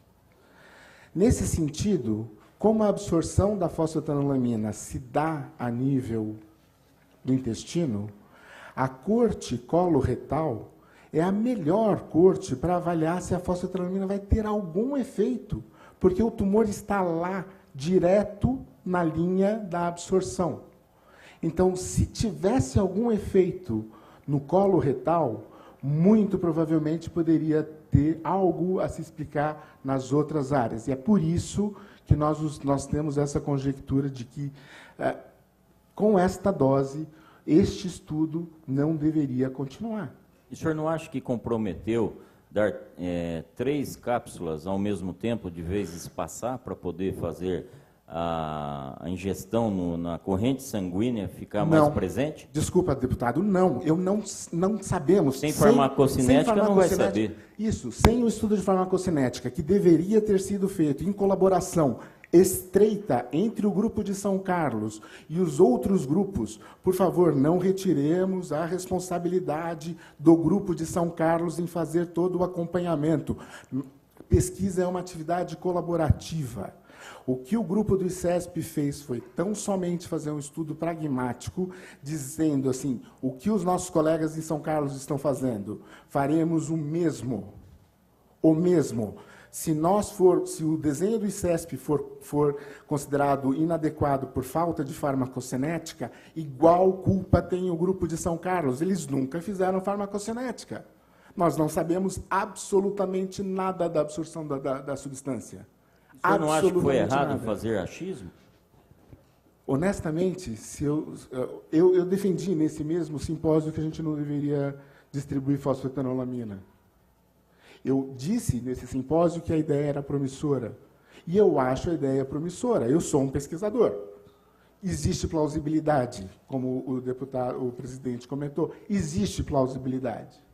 Agora, daí isso ser uma droga pronta para liberação? Não, 1000 vezes não. Não pode ser assim. O senhor acha que esse achismo, por falta de farmacocinética, o estágio avançado dos pacientes, ou seja, quase todos terminais, número insuficiente de pacientes por corte, o senhor acha que isso não comprometeu o resultado para vir e falar com confiabilidade, com apenas uma corte, os resultados? Vossa Excelência, não. Vossa Excelência, não. é antiético fazer um estudo com pacientes que têm alguma chance de tratamento em alguma outra linha. Mas esses pacientes não tinham mais condições. Esses são os pacientes de estado avançado. Isso. Foram esses os pacientes que foram recrutados. Então, Esses não foram os pacientes poderiam testar todos com as cortes completas? Mas, senhor deputado, nos primeiros, vamos fazer 21, 12, 13, 25, 46... 3, 6, 8... Não. Nesses primeiros grupos, 46 primeiros pacientes, houve um resultado. A dose está insuficiente. Nós precisamos fazer farmacocinética, precisamos entender mais a droga, precisamos fazer um estudo. Então o senhor diferente. concorda que tem que estudar mais essa droga antes de fazer qualquer atitude e tomar conclusões precipitadas? O senhor acabou de dizer aqui. Não, a conclusão precipitada é que este estudo com esta posologia deveria ser encerrado. Isso não significa que outros estudos não devam ser feitos. Agora, eu faria outros estudos com mais condição de mais informação. Só isso. Aliás, o grupo interministerial está buscando essas informações. Ok, muito obrigado. Era só isso, senhor presidente. O deputado Pedro Tobias, ele quer fazer uma intervenção, mas se você permite antes, eu estou com uma dúvida aqui de engenheiro, né, que é mais linear nas coisas, e queria apresentar essa dúvida. A informação que eu tenho, né, é de que o organismo nosso produz a fosfetanolamina e que atua no metabolismo através do sistema imunológico. E a nossa vida moderna, a contaminação de agrotóxico, radiação solar, tudo isso, que afeta o nosso sistema imunológico. Então, a fosfetanolamina feita fora do corpo, através de síntese química, ela é um produto que você, tomando, vai ajudar o sistema imunológico a combater as células doentes, né? Então, essa é a concepção que eu tenho. Se eu tomo um antibiótico, ele já atua direto na bactéria. Se eu tomo esses medicamentos, mesmo a quimioterapia, já atua direto na célula. A informação que eu tive, pelo menos até agora, é de que a fosfetanolamina sintética é produzida fora do corpo humano, entra no corpo humano e atua no sistema imunológico. Muita gente poderá reagir, o sistema imunológico reagir, produzir a defesa, como muita gente não vai reagir, porque o sistema imunológico não vai se afetar. Então, será que não está havendo um pouco até de confusão semântica na hora que a gente mistura essas coisas? Pelo seguinte, a fosfetanolamina, a pesquisa dela é no sentido de verificar como o sistema imunológico responde. E às vezes, se eu tomar, eu posso ter tanto um câncer de próstata, de colo, ou de mama, ou o que for, e poderá reagir. Não significa que ela vai especificamente combater um tipo de coisa. O sistema imunológico vai responder. Eu sinto que está havendo um pouco de confusão nisso. Está correto? Não?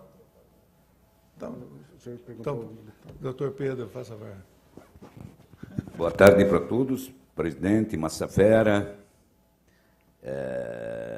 nosso professor Roger, não conhece, mas minha obrigação de falar por dois motivos.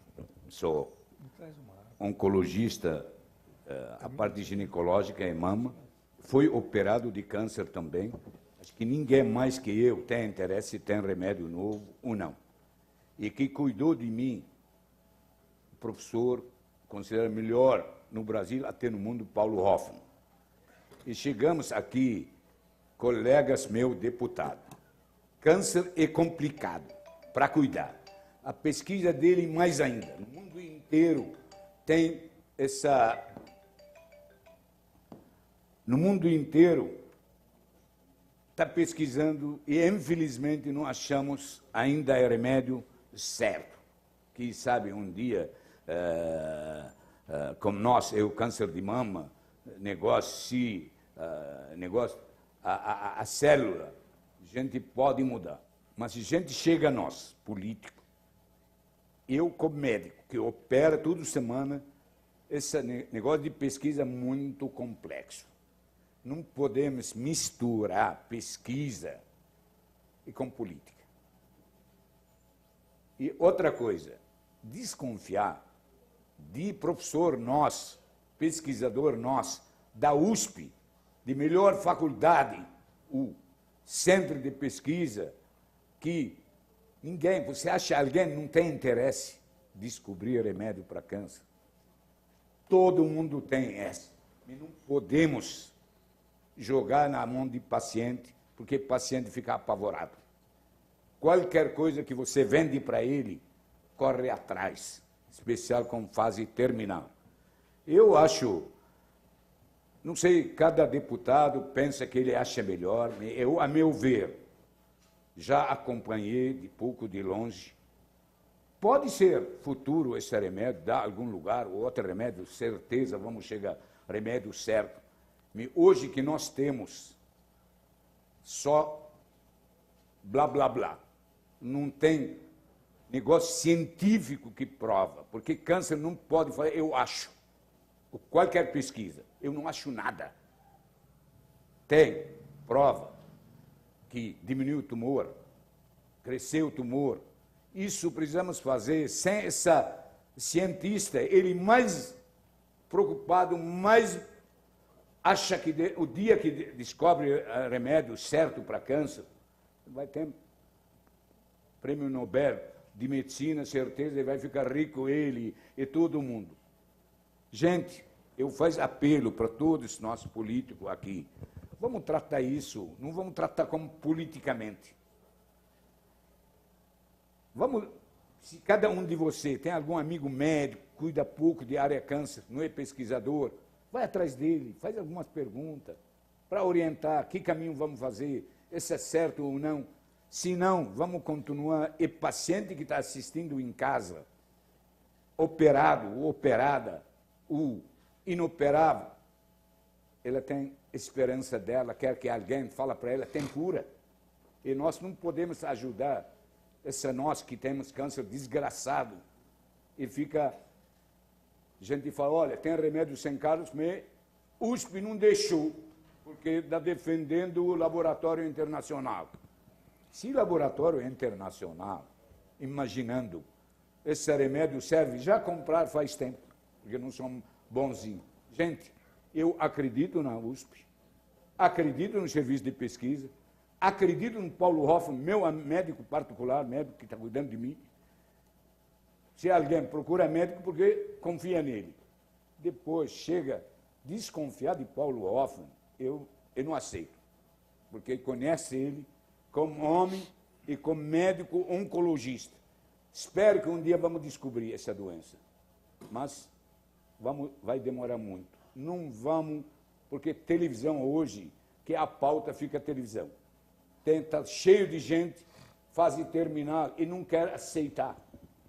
Sempre tem esperança aqui, algum lugar. E nós, essa CPI, não pode jogar que pesquisador da USP quer brecar esse produto para privilegiar empresa internacional. Eu não acredito. Um brasileiro, qualquer um, vai pensar isso. Vamos torcer, vamos ajudar. Se precisa mais pesquisa, vamos fazer pesquisa. Mas não podemos desconfiar como pesquisador deu o resultado de alguma coisa. Desculpe, colega, como oncologista, como paciente tem câncer, precisa falar. Não pode. Eu, primeiro, interessado em algum remédio para acabar de minha doença. Obrigado, desculpe. Pedro, eu agradeço a sua participação. Primeiro, porque você é médico. Segundo, é oncologista. Terceiro, fez o tratamento. As suas palavras são bem ponderadas. Mas, como você não assistiu ao início dos nossos trabalhos, eu vou repetir algumas das coisas que eu disse. Esta CPI, ela tem por objeto verificar se o dinheiro que a Secretaria da Saúde, que foi empregado na pesquisa, foi utilizado dentro do protocolo de pesquisa. Há um protocolo de pesquisa, há um plano de pesquisa que foi aprovado na Comissão de Ética Médica, na USP, sempre, e que foi desenvolvido. E é a única obrigação nossa, saber se o dinheiro foi bem aplicado. Muito bom. Eu participei de uma reunião com o governador, com o Davi Wipp, onde se falou, onde o governador liberou um número em torno de 5 milhões de reais a serem gastos na pesquisa.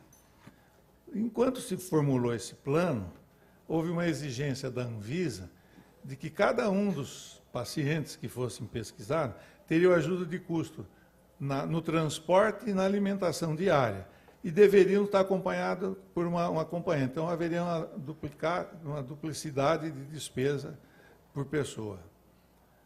E aí se falou num número que chegou a quase 3 milhões a mais. Também o governador autorizou, né?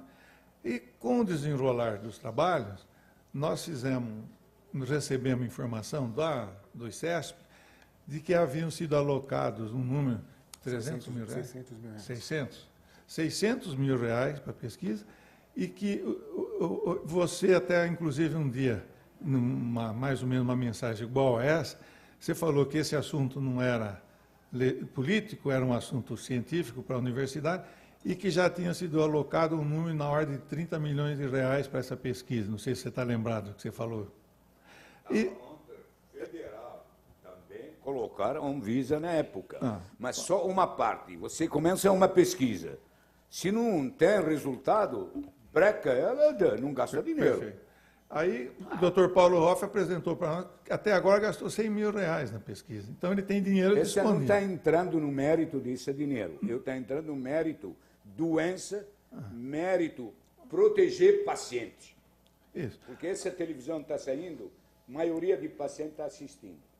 E não podemos denegrir a imagem. Vamos pesquisar onde gastar. Se não gastar, devolver para cofre. Tá, muito bom. Levou para bolso dele. Então, veja bem, até agora, a pesquisa foi feita em 31 de março deste ano passado. A Secretaria da Saúde suspendeu as pesquisas, o doutor Valdir Wipp suspendeu, porque não tinha mostrado o resultado. Muito bom. Aí, a CPI requerida aqui pelo Rafael Silva tinha o seu objetivo. Eu assumi a presidência e o Madalena é o relator. Muito bom. Nós configuramos, então, que houve um gasto pequeno, assim, vamos dizer, em função do que se gasta em pesquisa, até mesmo no Brasil, é um gasto pequeno, e o nosso interesse é que o ICESP continue as pesquisas. Chegou a um resultado muito bom. Nós detectamos que a síntese da fósforo foi feita no laboratório PDT em Cravinhos, e vinha com um ensaio químico, num saco de 30 quilos, era conduzida à FURP. A FURP recebia esse material com ensaio químico e envasava, colocava em cápsula. A máquina moderna da FURP não permitia o manuseio do material corretamente. Eles introduziram um material inerte, um silicato, mais, como é que chama mesmo? Esterato de magnésio. Pode ser outro. Que dava o equilíbrio. E existem pessoas que dizem que esse elemento inerte produziria uma alteração na pílula. A FURP pegava a pílula e entregava ao ICESP sem novo exame químico. Então, nós entendemos que é uma não conformidade de procedimento na hora que você manuseia um produto e introduz um elemento inerte e não faz um teste de estabilidade.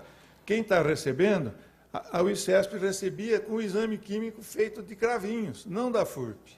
Então, é uma falha de procedimento. Uma parte, porque professor de São Carlos que exigia esse laboratório, porque o Estado não queria fazer nesse laboratório, quer fazer no FURP.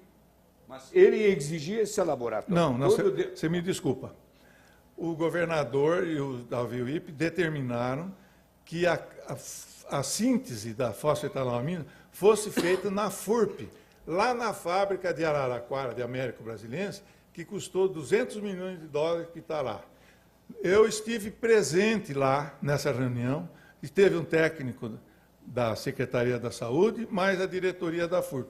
E lá nós ficamos sabendo que a fábrica da FURP de Américo é uma fábrica farmacêutica, mas não é fármaco-químico. Ela não faz reações químicas, ela não faz a síntese necessária na fosfetanolamina para virar sintética. Não faz. Então, eles falaram, nós não fazemos, nem em Guarulhos e nem aqui em Américo. E quem que faz? Aí eles deram o nome de 3, 4 laboratórios farmacoquímicos, inclusive um de Itapira, mais esse, e se chegou a esse de Cravinhos, que era o laboratório que estava próximo, e que o pessoal de São Carlos poderia acompanhar a produção. E que foi acompanhado.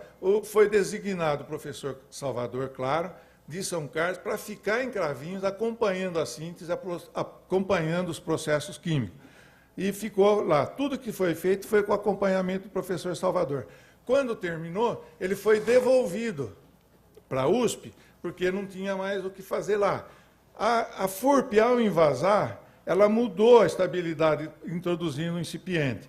E depois o ICESP recebeu isso já alterado e deu ao paciente. Então, não foi feito. É uma não conformidade que deve ser corrigida. Muito bom. A validade desse produto encerrou em fevereiro deste ano. E o laboratório PDT não está fabricando mais, mas está recebendo liminares judiciais, já cumpriu 2.500 liminares para entregar.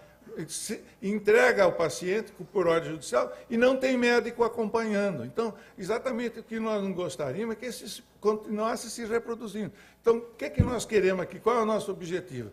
Constatada não conformidades na produção, no encapsulamento e na distribuição ao paciente, que, pelo menos, sejam corrigidos isso e dê continuidade, porque há um pedido do Dr. Paulo Hoff de que tenha continuidade nas pesquisas, alterando o protocolo, alguns enganos que foram verificados e que se comprovou na pesquisa. Mas o nosso objetivo está sendo esse. Desculpa. Olha, se está falando de judicialização, nós médicos sabemos. Hoje não só esse remédio. Hoje não é médico que escreve.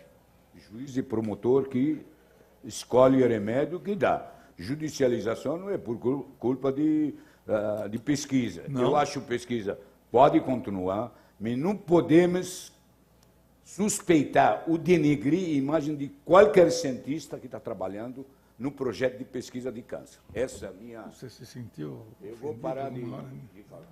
Não, eu queria perguntar aqui ao Dr. Rosio Chama, que tem um currículo bonito também, eu vou dar para você ler depois, que é bem extenso, viu?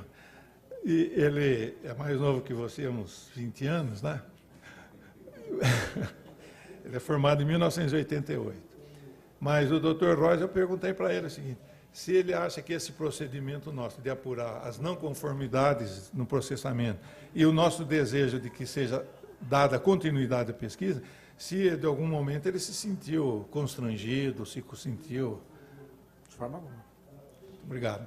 Então, eu acho que... Agora, eu sugeriria que ele se desse continuidade em bases sólidas. E as bases sólidas, inclusive, eu acho que devem revisitar aspectos de farmacocinética, inclusive de mecanismo de ação, que está longe de ser claro. Longe de ser claro. Perfeito, tá bom. Bom, eu queria agradecer a presença dos nobres deputados, Pedro Cacá, Pedro Tobias, Márcio Camargo, Ricardo Madalena, agradecer a presença do Dr. Rosio Chama, acho que veio nos enriquecer com a sua presença, e a senhora também, doutora? Dona Maria Matilde. E nada mais havendo a tratar, está encerrada a presente sessão. Obrigado. Obrigado. Desculpa. Obrigado. Estarei aqui de novo por causa do professor. Amanhã vem o professor. Amanhã vem outra vez. Você percebeu que o nosso desejo é o seguinte, continua. Ele propôs continuar mudando o protocolo, mudando... Foi mal entendido, parece que pregou, né? Não, o Davi, o secretário, mandar a carta dele. Agora, quando dizemos que suspenderam, ele falou que não, que está continuando, mas ele está propondo mudar o protocolo. É diferente. Bom, seguinte. Mas eu achei que você foi muito bem, né? Foi bem. Foi muito bem. Muito obrigado. Professor Paulo. Agora ele